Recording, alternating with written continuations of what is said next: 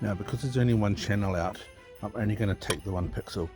If that pixel was completely dead, I would take the pixel prior to it as well, or bridge them between this one and that one, and if the rest of them go, you know it's only the one pixel. If it didn't go, then you know it's actually the output for that one. But in this case, I'm pretty confident it's just the read channel of that pixel, so we're going to cut it out. Make sure there's no power.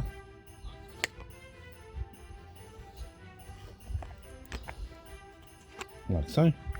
Then what we want to do, separate the wires, like so.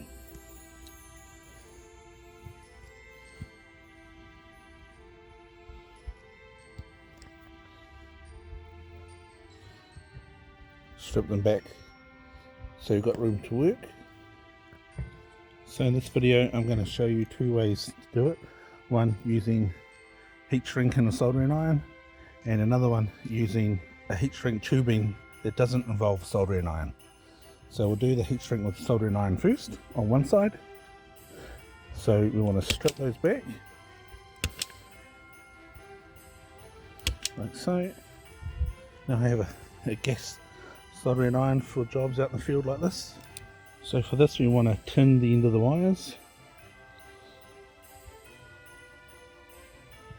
like so. I have the wrong glasses on, so things are a little bit blurry for me right now. Okay, so that's tinned. And then we get our replacement pixel. Here's our replacement pixel. So I'm going to do the same. I'm just going to strip back on camera. Strip them all back. Like so. Now, when you put it in, you want to make sure that the data is traveling the right way. So there's an arrow there, it's pretty hard to see. So the arrow is pointing back towards the wiring, so that's the output.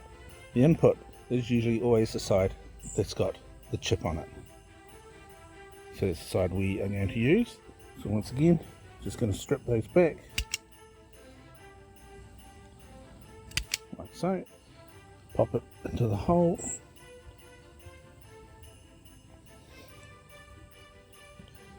And we're going to tin those ones back as well. If you're using a gas iron, just watch where the outlet hole is there. You don't want it facing towards your fingers or towards the prop. Right. Now we get our heat shrink tubing. Doesn't matter what color it is.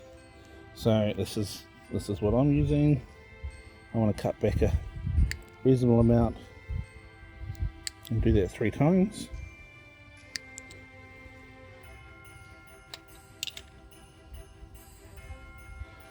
Slide it over the longest wires if you've got longer ones, like I have here.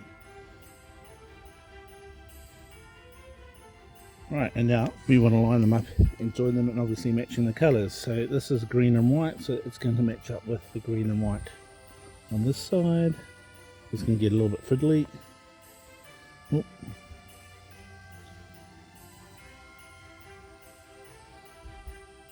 Like so, and then we've got green to green.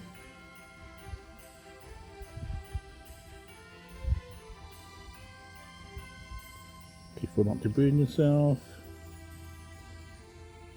And then this one is the red, and obviously that goes to the red. So it's handy if you can get pixels with a little bit longer wire on them. Right, turn off the iron, then we slide that across, hiding all the sins of bad soldering.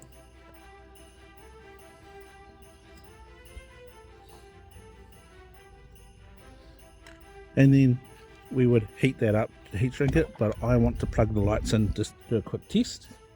As you can see, we have green, blue, and green, and blue, and red. Right, I'll depower them, and then heat it up to melt it. Now I normally put a little bit of electrical silicone on it as well, just to give it a barrier against the weather. Right, on the other side we're going to use these. So we're going to use these. Right, so they have a band of solder in them, and then they've got heat shrink, and then they've got a moisture barrier that goes over the wires as well. So we're going to use those. Right, so what we do there, just clean up the wire. That's the silicone spray that I've used. Right, so we strip back.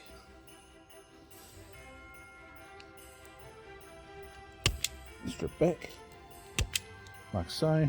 Now we don't solder those. What we do now is we put that in, so the solder goes over the wire, and then I like to just hold it into position and just do that side first. And it just holds it onto the wire when they're so short. Then we get that one, poke it through, so it is also where the band of solder is. So hopefully you can see that on camera. And then we do the same thing. Try not to get the wires on fire. And then you hover the flame over the solder, and it melts. So it's all melted and it's sealed, and then there's one done. So we'll go ahead and do the other two.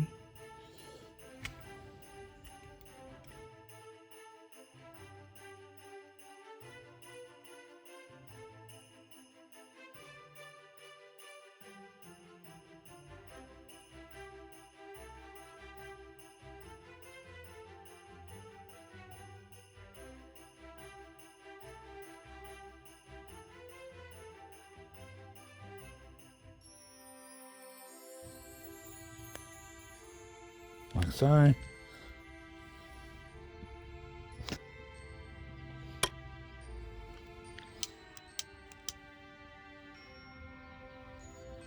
There we go, it's all melted.